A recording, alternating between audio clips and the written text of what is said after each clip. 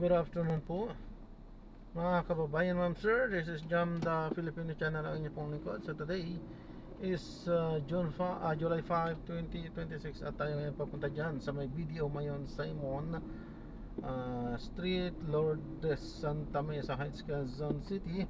At final destination yan ay doon sa may Camellia Carson, sa may Molino 3, Bacoor, Cavite.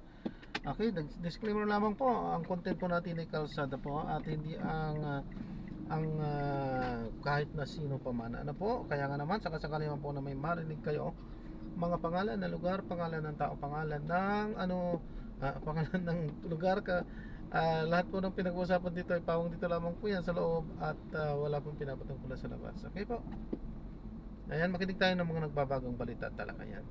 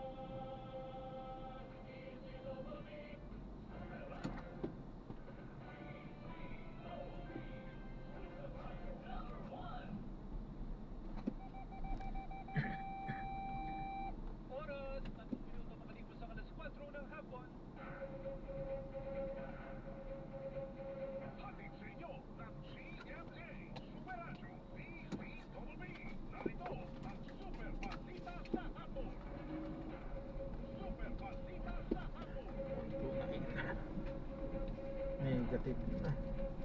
Kailangan ko mag-load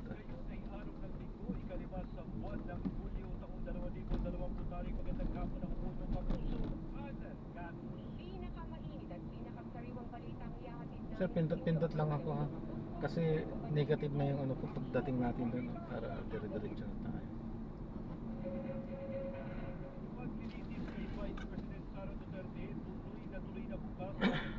Wala pang abiso sa impeachment court kung dadalo bukas ang vice-presidente. Pangulong Bongbong Marcos naniniwala na mas makabubuti kung dadalo si Vice President Sara Duterte sa impeachment trial. Ang pelikula ni kahit ni Senate President Sherwin Gatchalian na sumubaybay sa impeachment trial ni Vice President Sara Duterte. Pagbawas ng araw ng paglilitis at mga testigo, ipinanawagan ni Gatchalian sa depensa at prosecution. NCRPO ilalagay sa full alert ngayong hapon bilang paghahanda sa mga kilos protesta sa unang araw ng impeachment trial ni Vice President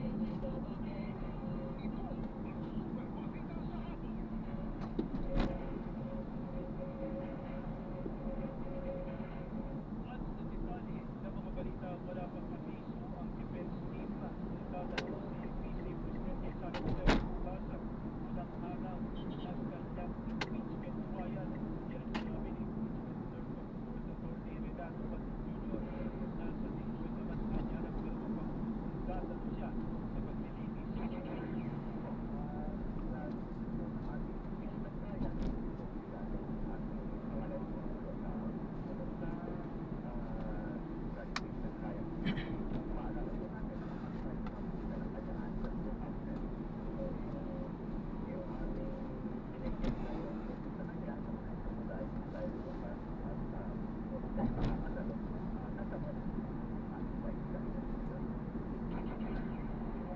Ayos din ba't inaasahan bukas ang pagdalo ng mga Afgano ng nagsabi ng panig at tatalakayin ng mga nakabibig na Free Trial Conference.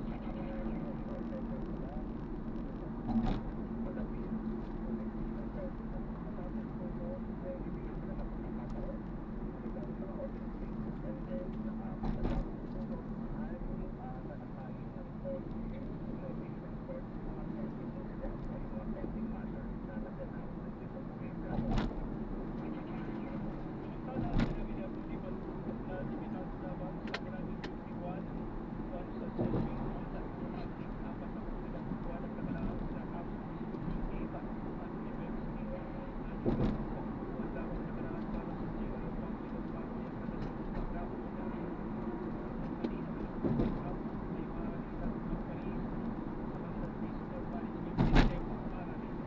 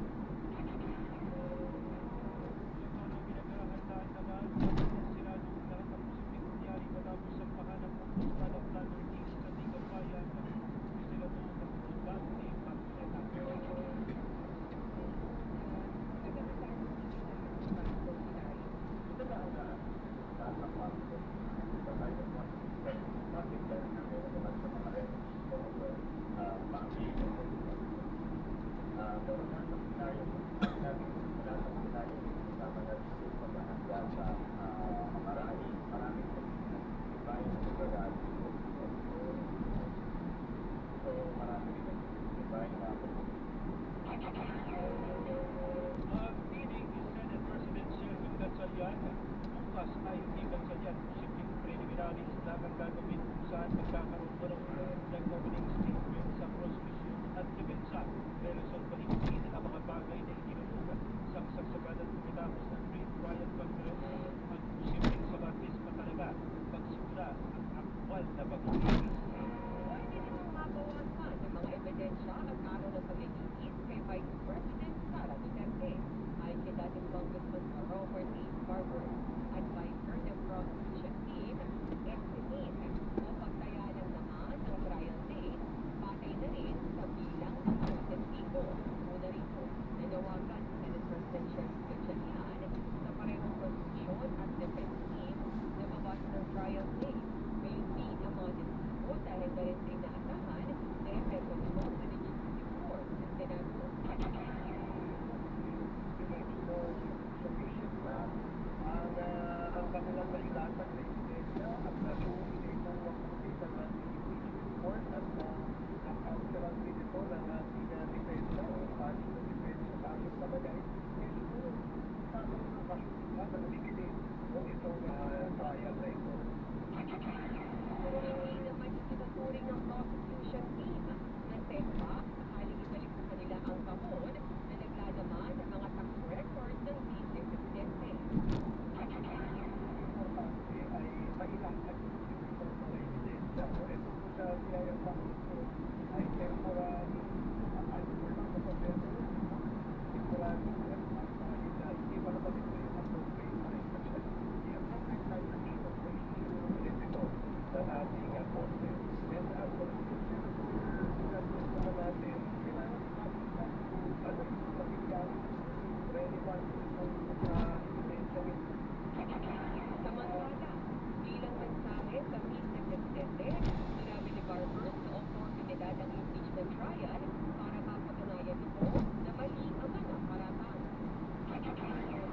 We think that she was falsely accused. And this is the perfect time para patunayan na mali ang kanilang mga aligasyon dahil ito yung aming ebidensya ipapakita.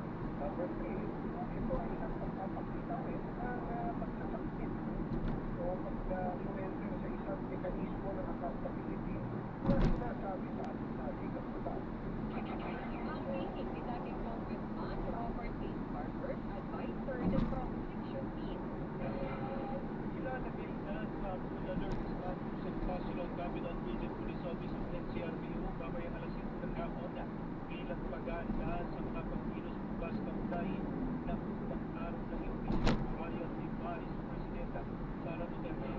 Ayon kay Police Major Hazel Asino na magsalita ng NCRPO, isinasampilan na nila ang mga iba't ibang na hakbanga para sa seguridad sa paligid ng Senado.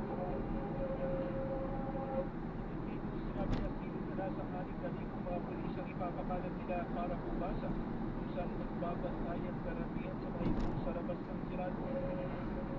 May pito ipagbabawal ang mga ralista sa tapat ng Senado sa baba ng Jordan Boulevard sa base CPS mas may ipatutupad ng pulisya ang maximum tolerance para sa mga pagkikilos sa protesta.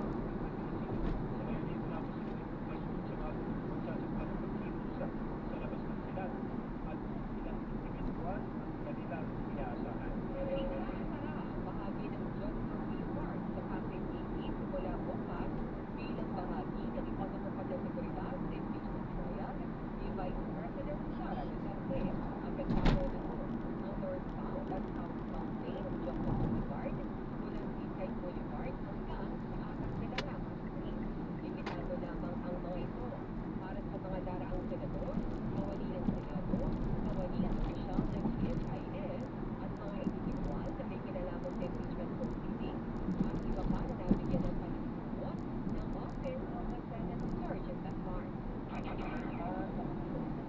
Ito kanilang SIC, yung mga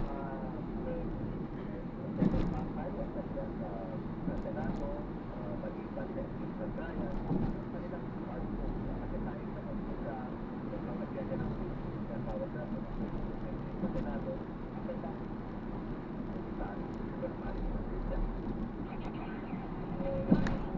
Impeachment Service Court, Mr. Nicaragua, Nagkilos protesta ang itindig Pilipinas sa iba't ibang ahensya ng gobyerno na dadalawin sa articles of impeachment laban kay Vice President Sara Duterte. Nalakway mananakot na nagtutubo na nilang pinagpangalan sa South Philippine House of Representatives sa Batasan Hills.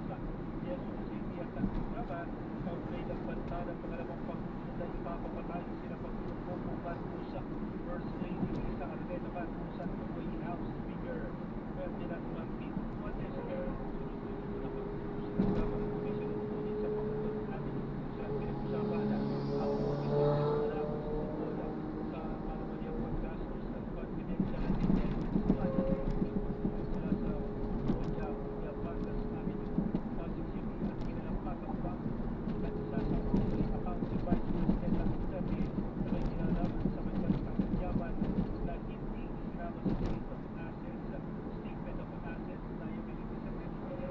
Ang huli nilang tinuong tanggapan ng Department of Education kung saan na pinagkukulang ng bribery o panunukol sa ilang opisyal ng kagawaan. Magsisilbing paalala ng pagkilos ng pera ang sangkot at nangyari sa bayan at hindi kanyang isipang mga kinakaharap ng articles of impeachment ni Vice President Duterte.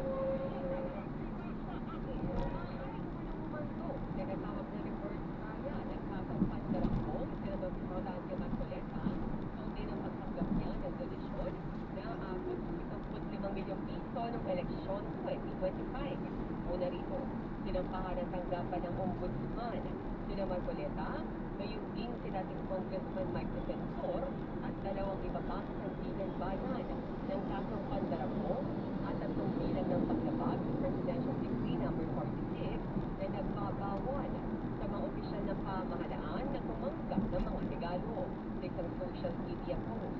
Sinabi ni Senator Pancelo Lacson na maaaring manood na lang ang prosekusyon na ipagtanggol ni Marcoleta ang kanyang sarili. Ito'y dahil inamin din ni Marcoleta sa telebisyon na natanggap na ang naturang halaga ng pera noong siya ay kongresista pa, pero hindi niya ito ibiniglara sa kanyang Statement of Contributions and Expenditures o SOFE.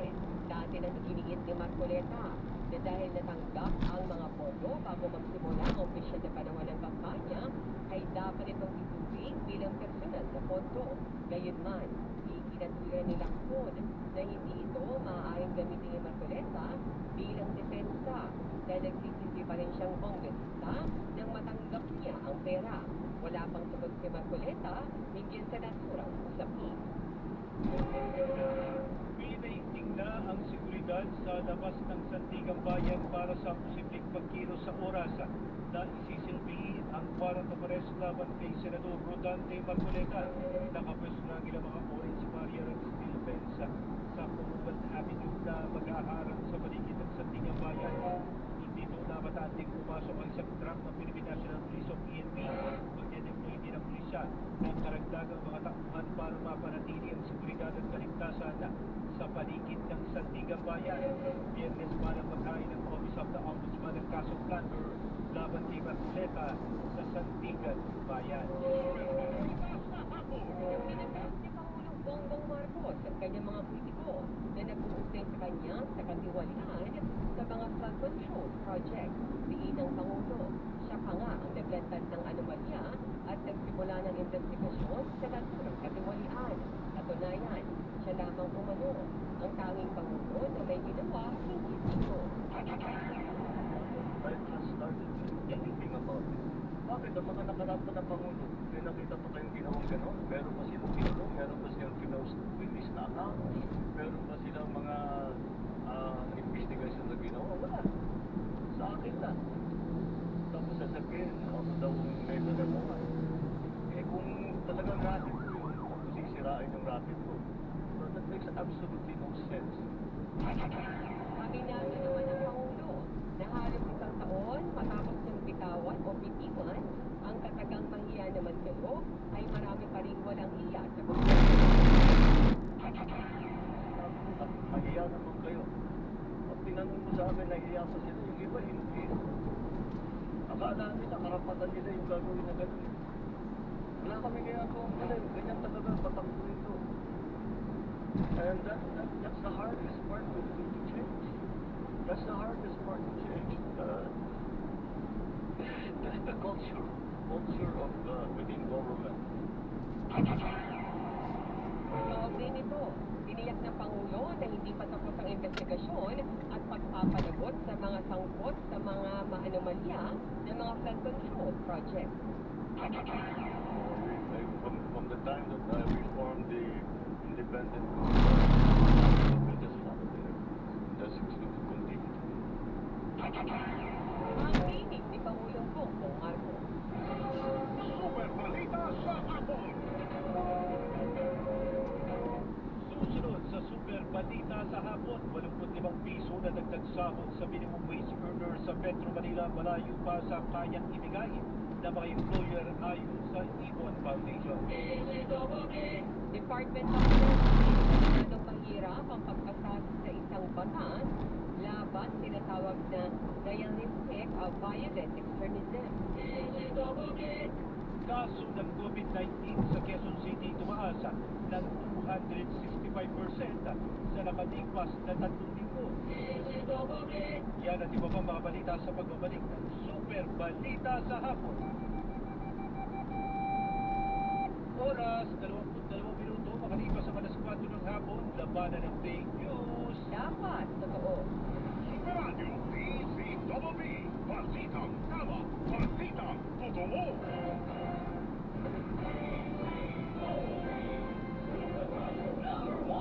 Mga kapuso, si Wayne Alameda po ito. Tuloy-tuloy lang ang aming paglilingkod po ng Herald Online upang lahat ng dapat niyong malaman tungkol sa kaganapan sa ating bayan ay agad niyong nalalaman. Ang buo sa detalye at buo sa katotohanan dahil ang Super Radio DZBB ay walang kinikilingan, walang pinoprotektahan. Noon at ngayon, serbisyo totoo.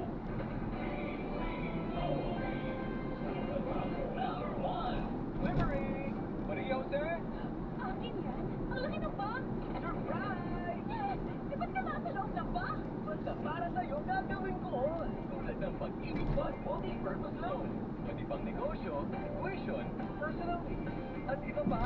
Up to 90% ng hulog mo ang pwedeng i-loan. No processing fee at fast approval pa. Kaya, Apply na ng Pag-ibig Fund MPL via Virtual Pag-ibig! Pag-ibig Fund, solid ka fund! apply now for the Pag-ibig Fund MPL via Virtual Pag-ibig.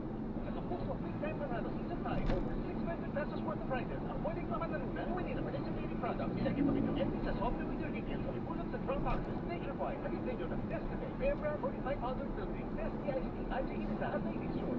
Saan na? Posters and print ads for details. Terms and conditions apply. Promo runs from May 30 to August 7, 2026 for DOH FDA CFR permit number 0588 series of 2026. DEA FDA Residence permit number FDA SPC 2026 04211 Malaking karagalan ang ibinigay sa ilang programa ng Super Radio DZBB sa 47 Catholic Mass Media Awards. And now, the CMMA for Best News Commentary goes to Mero Lombrado, the Super Radio DZBB Pipeline for Keepers, GMA Network. Super Radio DZBB Best News Commentary Program. And the CMMA for Best Educational Program goes to Pinoy MC, the Super Radio DZBB. Pinoy FC sa Super Radio DZBB Best Educational Program. Binigyan naman ng special citation at double thanks sa Double B bilang Best News Commentary Program at Super Servisyo at Bawat Negosyo bilang Business News Program. Maraming salamat po. Tigil lang. Sure ka? Tigil lang. Nag-Mountain Plus Tech Advance kasi ako. May vitamin C that helps as immunity booster. Zinc that helps as immunity shield. Plus, vitamin D3 that helps as immunity support. With proper diet and exercise. Yan ang power of 3. Ako mag-Mountain Plus Tech Advance na nga rin. Tigil lang. Organic things will help grow and every one needs to take advantage of the resistance of drugs. Sige lang, kasi protektado ka. Para hindi makuwi sa mga balita, sundan ang mga social media accounts ng Super Radio DZBB. Mag-subscribe sa aming YouTube channel at i-follow kami sa Facebook, TikTok at X. Hanapin lamang ang Super Radio DZBB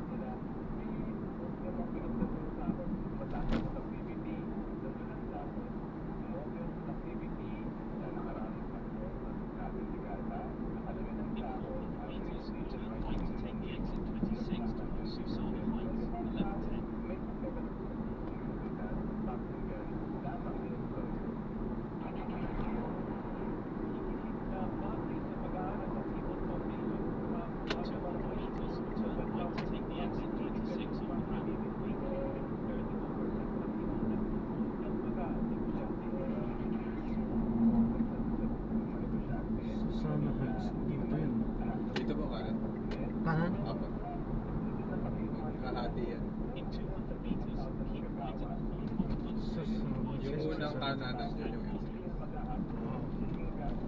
Meron kasi akong naanohan dito dati na mali yung pasok ko, naku, napadiretso.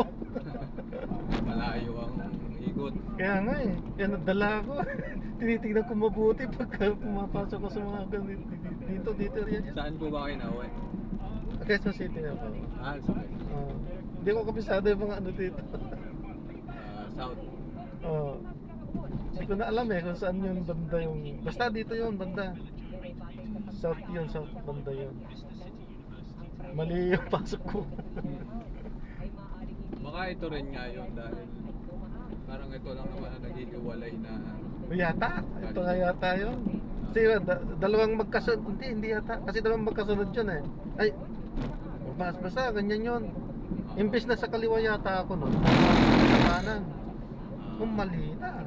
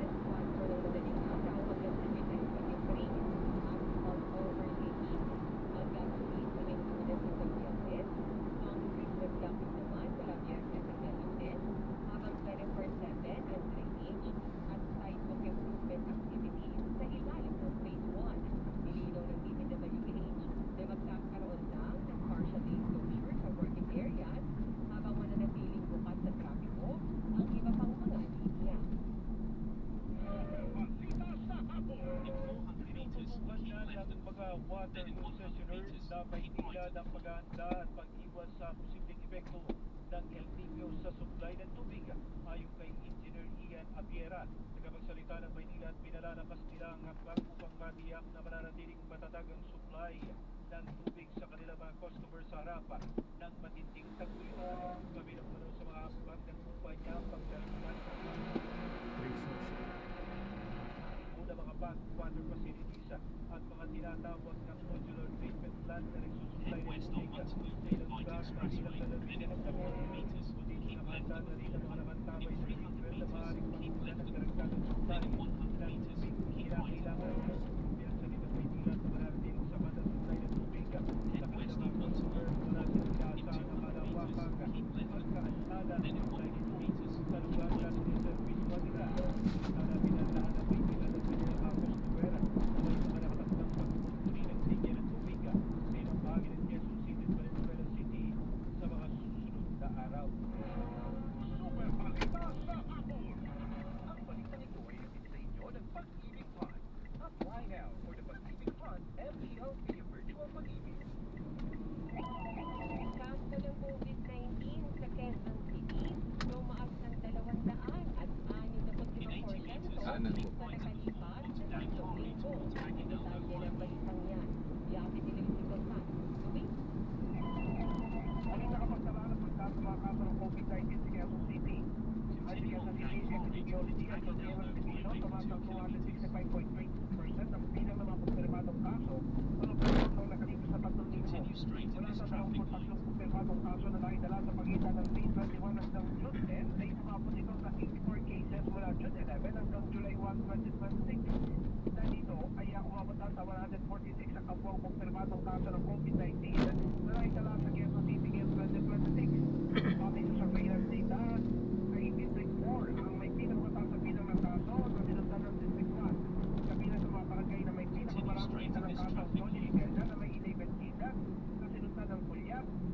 Encarnacion, Santa Teresita, Santo Cristo, Barangay Sahuyo, Sapporo at Barangay San Calzoro na may tig-4 na kaso. Pinakamataas na bilang ng kaso sa mga bata ay 14 na taon gulang pababa. Sinundan ito ng mga nasa edad 25 hanggang 29 years old at mga senior citizen na may 6 taon gulang pataas. Mas marami rin dalang kaso sa mga kababaihan na may 66 na kaso kumpara sa mga kalalakihan na may 41 cases. Patuloy naman ang case monitoring at disease surveillance upang mapantay ng sitwasyon at agad na mapukoy ang mga posibleng clustering o pagkami ng kaso. Ako, sinisita sa ato si GMA Super Radio DZWB. Pakita ang totoo. Balita ng buhay hinatid sa inyo ng pagsisigma. Ang flying out ng pagsisigma and PLB virtual paligid. Kayo'y nakikinig sa Super Balita sa Hapon. Continue straight in this traffic light. Oras, alas 4:37. Labanan ng fake news. Dapat totoo. Super Radio DZWB. Balitang tama. Balitang totoo.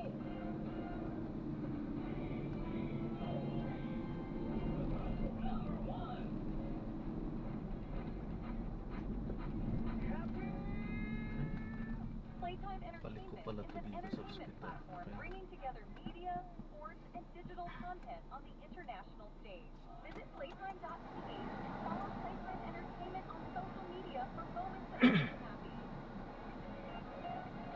Playtime Entertainment. All for happiness. Playtime Entertainment. All for happiness. Malaking karangalan ang ibinigay sa ilang programa ng Super Radio DZWB sa 47 Catholic Mass Media Awards. And now, the CMMA for Best News Commentary goes to Mera Belgrano, the Super Radio DZWB 59.4 kHz GMA Network. Pero Lebrano sa Super Radio DZWB Best News Commentary Program. And the CMMA for Best Educational Program goes to Pinoy MD, the Super Radio DZWB. Pinoy MD sa Super Radio DZWB Best Educational Program. Binigyan naman ng special citation at double thanks sa Continue straight in bilang this Best traffic News light. Commentary Then Program. in 3 Kala na kayo dyan, boss. Continue for 500 meters. Ito ah. Then Ah. to the right onto Manuel. Diyan na tayo naman.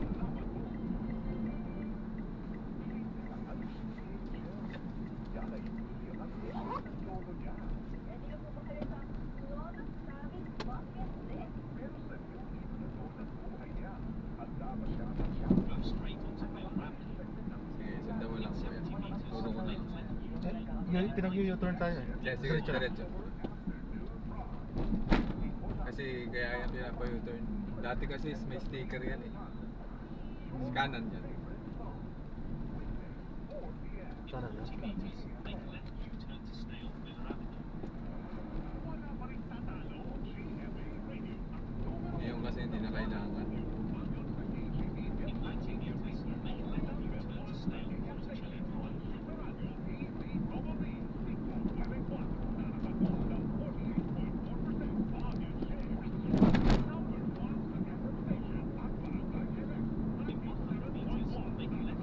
to stay on Monticelli Drive.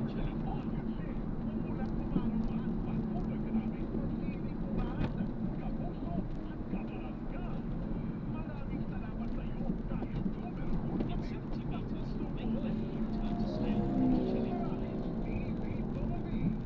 Ah, ito ah. Oh, Dati, dati may sticker yan eh. ngayon wala na, no? Ah, Tinanggal nila yung guard.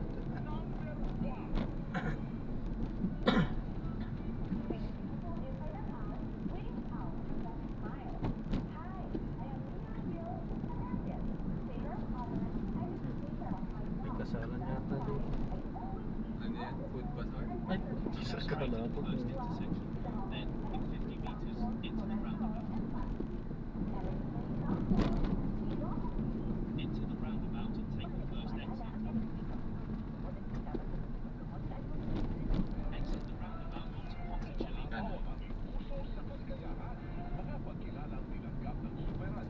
Continue for 500 meters, then enter Carson Avenue.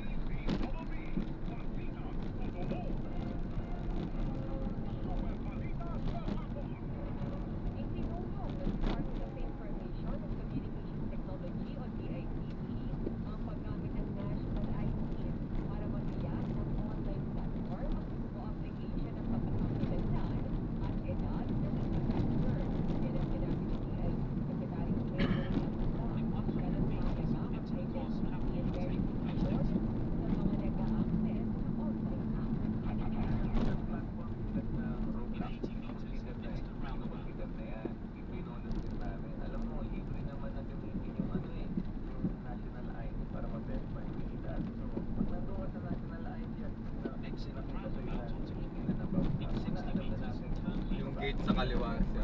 Kasi yung sa kanan sa yun. Ano tayo sa kaliwa. verify na edad. O di, yun lang yung solusyon. Ang mga technology standpoint, madaling implement yan. 1170. Drop off, yes po. Bossing, may package ako dumating kahapon, 1170. 11-17 sir, meron po. Apo. Iniwan dyan eh. Privacy mo. Hindi naman po, hindi yung privacy mo, 11-17 sir. Apa. ang gusto Salamat, Chief, ha? lahat, yung mga gumagamit sa internet, sa mga masasamang loob. Gam. Online platform na Google at online gaming app na Norcup para ayusin ang kanilang sistema at hindi makalungkot ang mga user na mas mababa sa edad na naging walo. I would like to acknowledge ni Corba, sabi nga noong developer, diba, ipofocus niya yung mga development team niya sa pag-ayos ng app. Kasi ayaw niya rin na hindi siya kasi pang below 18 talaga eh. Ito naman, aminado natin, 18 and above siya. So, ginagawa niya ngayon ng paraan para yung games niya mag-game pa yung mga kabataan. Karga nyo na lang, sir, yung toll. Ah, yan po. Bali, ano yan lahat? 474 po. Lagay mo na lang. Ah. Tinututukan ng Department of Education o DepEd ang pagpapalawak ng kanilang guidance and counseling programs, pagpapalakas sa mental health services. Din po ito. Yan, sa unahan lang niya ng kotse sa kaliwa. Ito po. Aba. Salamat, sir, ha? Ingat. Sige po niya po. Ibis po. Wala pa na po.